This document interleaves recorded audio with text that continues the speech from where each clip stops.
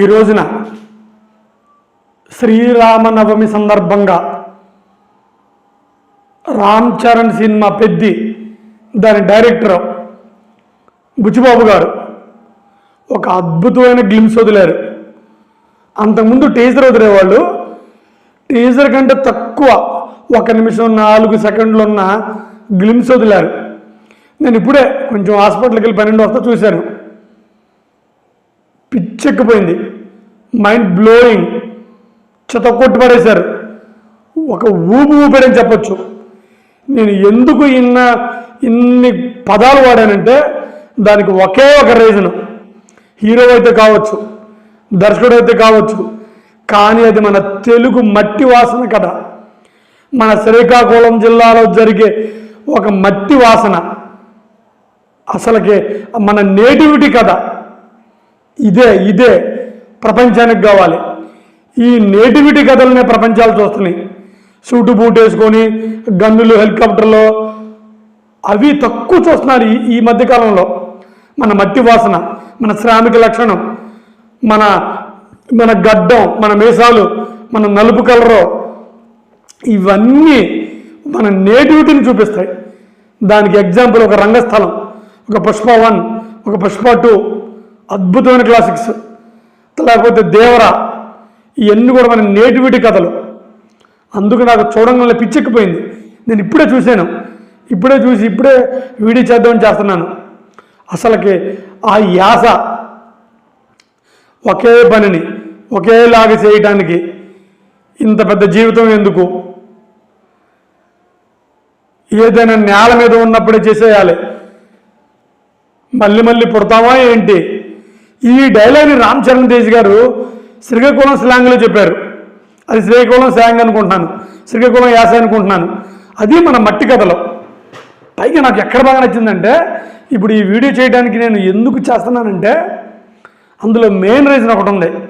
అందులో డైరెక్టరు మన బుచ్చిబాబు గారు ఒక చిన్న కొటేషన్ వదిలారు, the battle for the identity.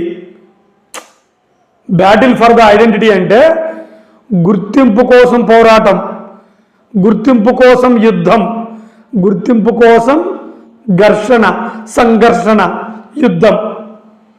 అసలు ఆ పదం వింటేనే ఒక గూస్బంప్స్ వస్తున్నాయి. నిజంగా మనిషి అన్ని పోరాటాలను చేయొచ్చు, కానీ గుర్తింపు కోసం చేసే పోరాటంలో ఎప్పుడు ఆత్మసంతృప్తి ఉండిద్ది, ఎప్పుడు విజయగాథలు ఉంటాయి, ఎప్పుడు అణగారిన వర్గాలు, లేకపోతే మోసానికి గురి కాబడుతున్న వర్గాలు, లేకపోతే దారుణానికి గురి కాబడిన వర్గాలు, దగాపైన వర్గాలు, ఇవన్నీ కూడా ఐడెంటిటీ కోసం సాగించే పోరాటం అని చెప్పాడు బుచ్చిబాబు గారు. ఆ లైనే అదిరిపోయింది. అందుకే నేను ఆ లైన్ కోసం చేయాలనుకున్నాను. ఇక మన రామ్ చరణ్ తేజ్ గారు ఏ మాటగా మాట చెప్పుకోవాలి. రంగస్థలం తర్వాత నాకు అతను ఒక అద్భుతమైన నటుడు అనిపించారు. గేమ్ చేంజర్, నాకు అంతకు నచ్చలేదు, చెప్పాను ఆల్రెడీ. కానీ ఎందుకో ఈ పెద్ద సినిమా మళ్ళీ మన తెలుగు పౌరుషాన్ని, మన తెలుగు కిరీటాన్ని నెత్తును పెట్టుకొని ఇండియా మొత్తం మోస్తుందని నాకు అనిపిస్తుంది. అసలుకి ఆ గడ్డం, ఆ రగ్గు లుక్స్, ఆ మాస్ లుక్స్, ఆ ఇంటెన్సిటీ, ఆ నేటివ్, ఆ మట్టి, అది ఇది ఒక పీరియాడికల్ డ్రామాలాగా అనిపిస్తుంది. అంటే ఇప్పుడు జరుగుతున్నది కాదు, ఒక 20 ఏళ్ళు 30 ఏళ్ళ క్రితం జరిగిన స్టోరీ లాగా ఉంది. అక్కడ కొంచెం ఎర్ర జెండాలు, కమ్యూనిస్ట్ జెండాలు అక్కడక్కడ కనిపించినాయి. అసలుకే నాకు రామ్ చరణ్ తేజ్ గారు అద్భుతంగా అనిపించారు. అసలు అన్నిటికంటే ఆ బ్యాట్ని పరిగెత్తుకుంటూ వచ్చి, ఆ బ్యాట్ని మోసుకుంటూ వచ్చి, ఆ బ్యాట్ని నేలకు గుద్ది బాల్ని కొట్టే సీన్ అయితే మహా అద్భుతం. ఆల్రెడీ ప్రొడ్యూసర్ గారు చెప్పారు కూడా, ఈ ఒక్క సీన్ కోసమైనా ప్రతి ఒక్కరు 1000 సార్లు చూస్తారని. నాకు నిజంగానే అద్భుతం అనిపించింది.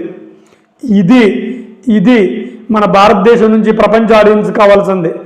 ఇది మన భారతదేశానికి, మన తెలుగు నేల నుంచి కావాల్సింది. ఈ మాస్, ఈ మన ద అన్టోల్డ్ స్టోరీస్ కావాలి, ఐడెంటిటీ కోసం పోరాడే స్టోరీలు కావాలి. అందుకే నేను మళ్ళీ చెబుతున్నా, ఇది తెలుగు జాతి గర్వానికి సంబంధించిన సినిమా లాగా ఉంది.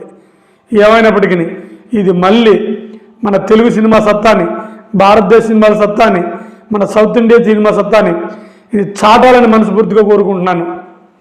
నమస్కారం.